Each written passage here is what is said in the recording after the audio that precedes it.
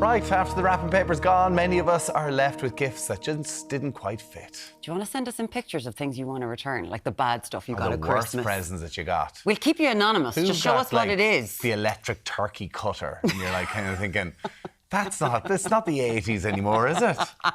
0896 111 111. Go on, send us in the bad gifts. But joining us, it's a thought that counts, we know. Joining us to look at how to return Christmas purchases and what your consumer rights really are, it is consumer columnist Sinead Ryan. Sinead, thanks for joining us this morning. Gorgeous. It's the thought that counts, obviously. What's the biggest mistake people make when they're returning gifts? Oh, I think the biggest mistake is to think that they can return gifts. Because in consumer law, you've no rights at all for returns. So, so many shops are really good at taking stuff back. What do you mean? What if you've got a gift receipt? No, well, if you've got a gift receipt, that's the shop's way of saying we will probably take it back and give you a credit note for something, which is brilliant. You should grab it and with both hands. But a lot of people take back stuff to shops thinking they've a right to return it because they don't like it, it doesn't fit, it's the wrong colour. But that's not true. So it is only shops that operate a goodwill policy. They want to keep their customers, they want to, keep them happy. But certainly during sales, they do not have to take anything back. Outside of sales, do they have to take stuff back? No, there is absolutely no consumer law that says they have to take it. That's the biggest myth that people have, right?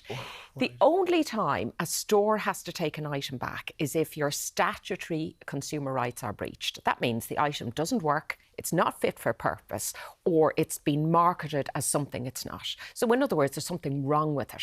Now, in those circumstances, you can always take an item back and be offered one of the 3 Rs, the right to refund, a replacement, or a repair.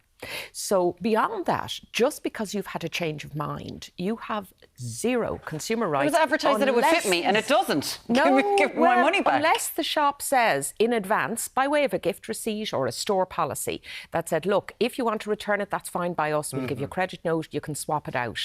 But there's no right to do so. What about online? Is there a difference online? There is, Tommy. Okay. So there's a big difference online because EU law recognises that you haven't had a chance to examine the product or feel it or touch it or check it. So because there's an arm's length transaction there, they say you can return it for change of mind or just because the colour isn't quite right because you haven't had a chance to check that out. So you must notify the company. This is only in the EU, remember, not necessarily the UK, by the way. Let's all remember Brexit. So you have a right within 14 days to say, I'm breaking this contract, and another 14 days to actually return it. So I hate this because it always feels that we're driving everyone online. We want to get rid of shops and all stay in our houses and that the communal experience is going. Like, it really is very sad. Do you genuinely know people who have been refused, just been like, nah, we're not taking it back? Oh, absolutely. All the time. Even though it's perfect, it's never been worn. And most times, it's not really the garment shops that do it, in fairness. Changing sizes, does that count? It's not that it doesn't count. The shops are usually really good at doing this, and it has led consumers to believe this is all fine and I've a right. So where is it worse? So it is worse. For me, I think that the worst culprits that I hear about from readers all of the time are the white goods firms, so electrical items. And they can be much, much worse. If you bring a cardigan back or trousers... So if you're returning the Hoover back that the husband got you for Christmas... They don't have to take it back. And by the way, they should take the husband back if he's given you a Hoover. I was wondering, there was no reaction on that one, We've talked about it too many times. We need to leave you alone. They don't have to take it back. They don't have to give you a credit note. They don't have to give you a refund. But most of them will and do. But during the sale time, which is right now, some of them might say, no, hold off, we're not doing that because it's now on sale for a cheaper price. So we're not going to exchange it for a higher one. Wow. Biggest myth. Okay, right. Commonly returned items. Is there anything kind of that is generally handed back? Is there anything like that? Well, I think really when it comes to clothing, it's about fit and colour and style. And for me, I think they're the ones that really go back most often. You know, people will bring back, because, somebody's bought you think somebody like your sister or a friend might say, they know exactly what I like. And then you open it and you go, what were they thinking?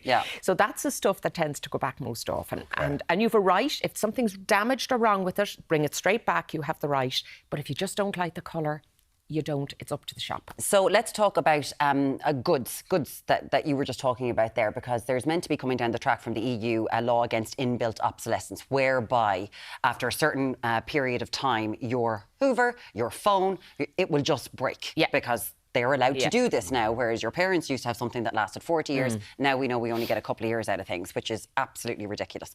So what can you do if something becomes faulty? When you at Christmas, you've gotten all these things where it's like sign up for your guarantee. It's important to do that, right? Or is it?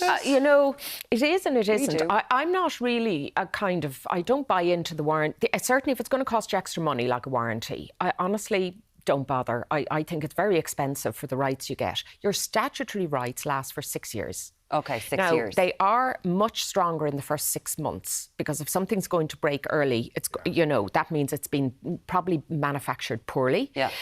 So you don't need the warranty. You don't need the guarantee. They are your rights in law. It's backed up by the EU Consumer Directive and the Sale of Goods Act 1980 in Ireland. Okay. They're enshrined. You don't need any extra legislation. What you do need sometimes is to have empowered staff who have got the memo, understand the law, and you have to be clear and calm and follow it up. And don't be afraid to escalate it. Yeah, follow it up. That's the big thing. Go through because it makes Be that pain in the ass customer. Yeah, absolutely. It makes jump through. We'd love to hear from you, by the way, if you were refused of anything, white goods. We'd love to hear from you. 0896 111 111. Sinead Ryan, consumer expert, as always. Great to have you. And Happy New Year, guys. Happy New Year. Thanks so Thank you, much. Back Sinead. with you on Ireland AM in just a minute.